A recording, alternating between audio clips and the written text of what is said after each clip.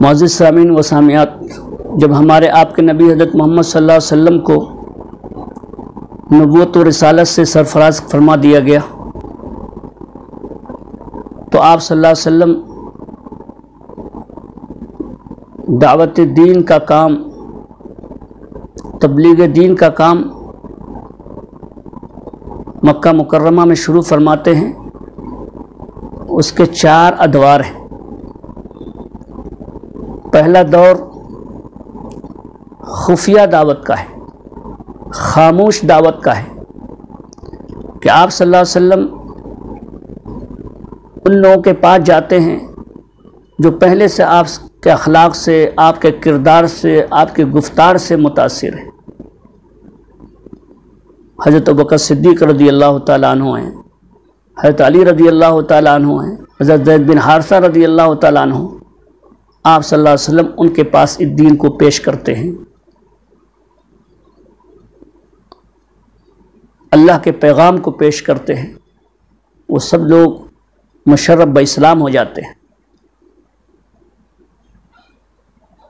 आप सल्लल्लाहु अलैहि वसल्लम उन लोगों तक पहुँचते हैं जो आपके किरदार से मुतासिर हैं और उनको इस्लाम की दावत देते हैं, कुरान की तरफ बुलाते हैं, अल्लाह के दीन की तरफ बुलाते हैं। एक वाक़या ये भी है कि खुफिया दावत के दौरान अल्लाह के नबी सल्लल्लाहु अलैहि वसल्लम एक पहाड़ के दामन में नमाज अदा फरमाते थे। नमाज का जो भी उस वक्त तरीक़ा था, आप सल्लल्लाहु अलैहि वसल्लम वो अदा फरमाते थे। हज़रत अबू तालिब ने जब देखा, उनको बहुत ताज्जुब हुआ। हज़रत अबू तालिब ने पूछा, ये कौन सा दीन है? तो अल्लाह के नबी सल्लल्लाहु अलैहि वसल्लम ने फरमाया था, मिल्लत अबीकुम इब्राहीम, हमारे बाप हज़रत इब्राहीम अलैहिस्सलाम का दीन है, ये उनकी मिल्लत है, उनका तरीक़ा है। अब हज़रत अबू तालिब ने कहा था, मैं इस तरीक़े को नहीं अपनाता, लेकिन आपको इसकी इजाज़त है।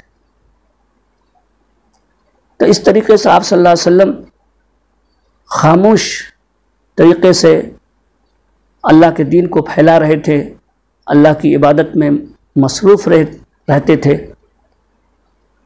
मक्कतुल मुकर्रमा में ये पहला दौर है। इस तरीके से दावत दीन की इब्तिदा हुई है। हमारे लिए जो सबक है कि हम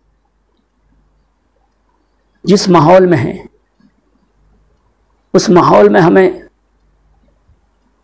हिकमत अमली के साथ अल्लाह के दीन की तबलीग, नश्र व इशाअत